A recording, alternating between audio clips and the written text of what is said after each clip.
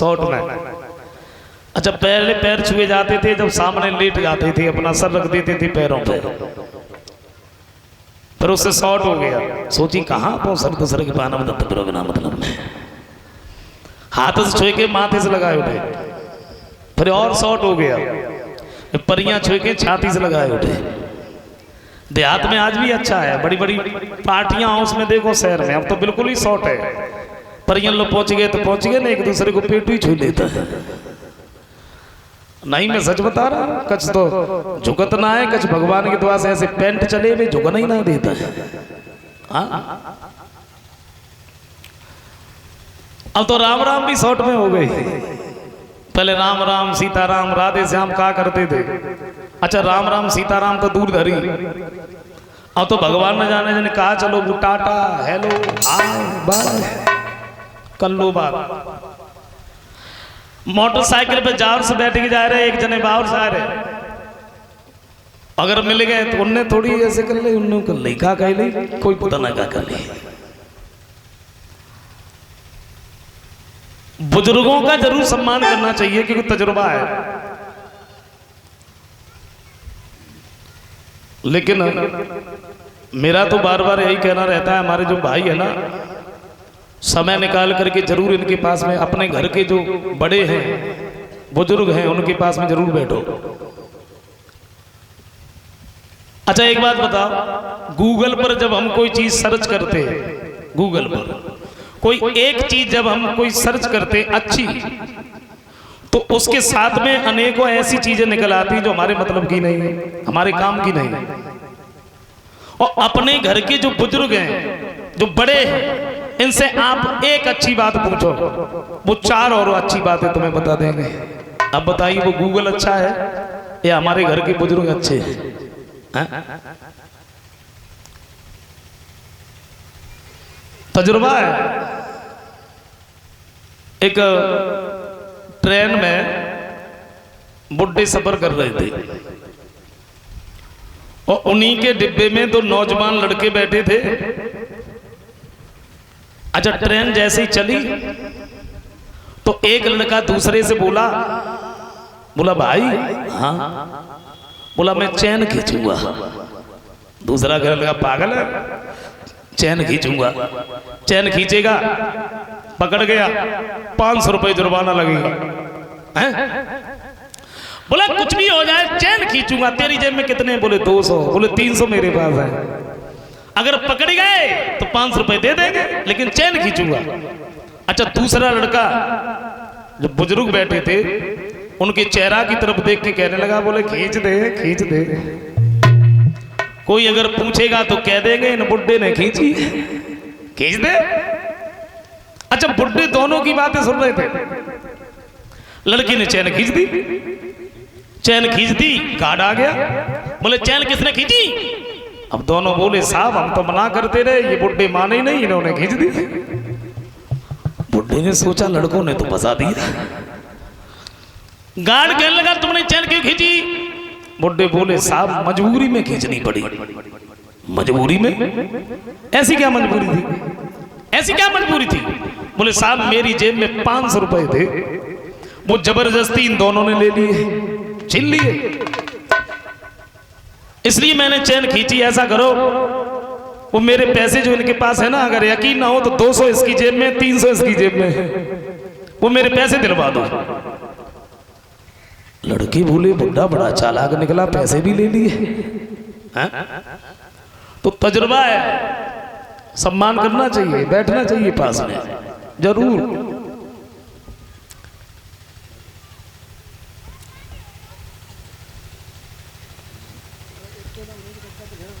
लेकिन लगता तो ऐसा है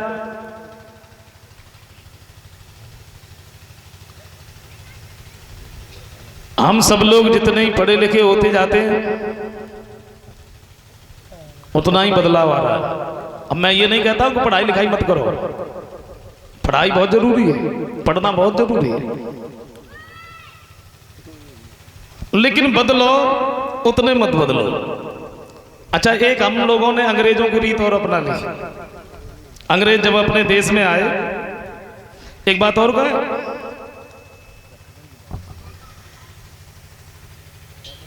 हम सब लोग अंग्रेजी की तरफ भाग रहे हैं। अगर देखा जाए तो सबसे गरीब भाषा है अंग्रेजी। अरे अपने हिंदी देखो, संस्कृत देखो, एक एक शब्द के कितने शब्द हैं? अब तो लोग बात बात में अंग्रेजी बोलने लगते हैं, बात बात में। ओ माय गॉड, अब गॉड का उल्टा करना क्या होता है? लेकिन चारों तरफ अंग्रेजी बोलो, सबके सामने बोलो।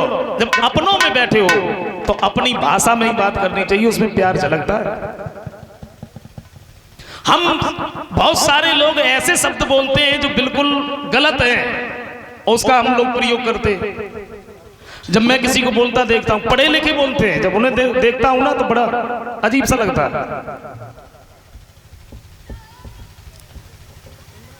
मैंने पढ़ा है, ये जो मैडम है ना, मैडम मैडम बोलते हैं, लोगों को बड़ा अच्छा लगता है मैडम जी बोलने में, है?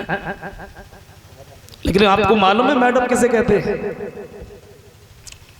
यूरोप के जो देश हैं, वहां की जो वेश्याएं होती हैं, उन वेश्याओं की जो प्रमुख महिला होती है, जो मालकिन होती है, उन सबकी उसे मैडम कहा जाता है। तो मैडम नहीं बोलना चाहिए। अपने हिंदी में क्या शब्द नहीं है? अंग्रेजों की रीत और अपना ली। अंग्रेज जब अपने देश में आए, सबसे पहले इन्होंने नाम बदल दिए। ये अलीगढ़ है, इससे पहले हरिगढ़ कहा जाता था।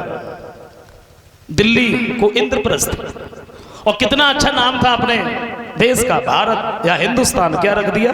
इंडिया। हम लोगों ने क्या किया? हम लोगों ने अपने माता पिता से जो कहते थे बस वही बदल दिया। और देखो इसका क्या अर्थ जाता है।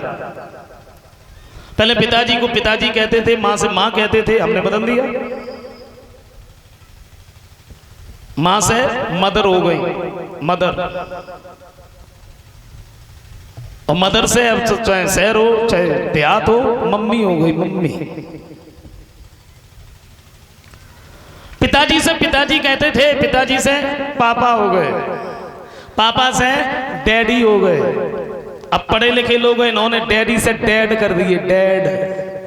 और डैड माने क्या होता है मालूम? मर गए। अब बताओ, पिताजी हमारे जीवित बैठे, हम कह रहे मर गए। गलत बात है। बदलो, लेकिन ज्यादा मत बदलो। हाँ, ध्रुव सबके साथ वहां से पैदल पैदल आगे बढ़ गए। सुरुचि ने सुना कि ध्रुव तपस्या करके लौट रहे हैं। दासी को नजदीक बुलाया। एक बात की, मैंने ध्रुव को उस दिन बहुत मारा,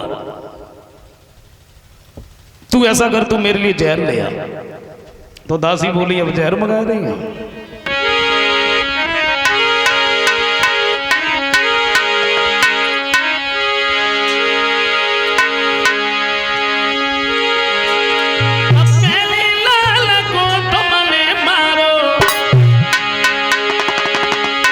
अब जहर मंगाई रही है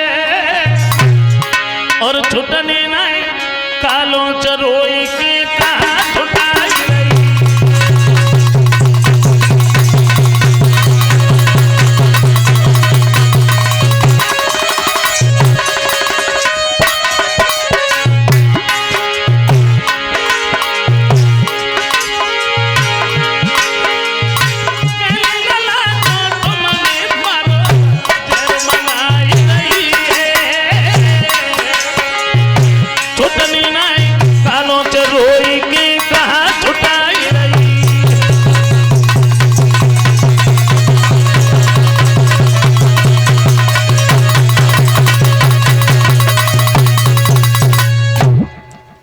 मैं बिल्कुल नहीं जा सकती। तब तक ध्रुव सामने पहुंच गए। अपनी तरफ आता हुआ देखा तो घर का दरवाजा बंद कर लिया।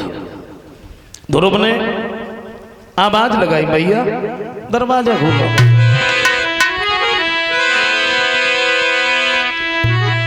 आवाज लगाई कि माता दरवाजा खोलो, आई गो तेरा साथे लोगा।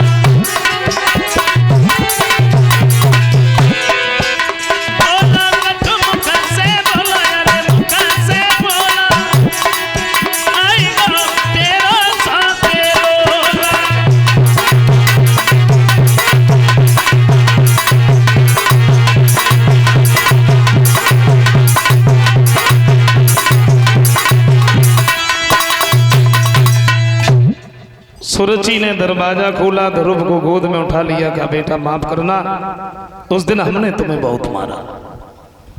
ध्रुव कहते हैं मेरी मैया अगर तुम न मारती तो शायद हमें भगवान के दर्शन भी नहीं होते। ध्रुव अपनी माता सुनीति के नजदीक गए हैं, क्या देखा मां रो रो करके अंधी हो गई। ध्रुव को गोद में बिठा लिया, एक बात कही मेरे लाल, क्या तुम्हें भगवान के दर्शन हो गए? जी मैया। बोले दर्शन मुझे भी करवाओ। ध्रुव ने उसी द्वादश मंत्र का जाप किया है, चतुर्भुजी भगवान सामने पहुंच गए, दर्शन किए, सुनीति के नेत्र ठीक हुए। महाराज उत्तानपाद ने ध्रुव को राजा बनाया, दोनों रानियों को साथ में लिया, ये वन में भजन करने चले गए।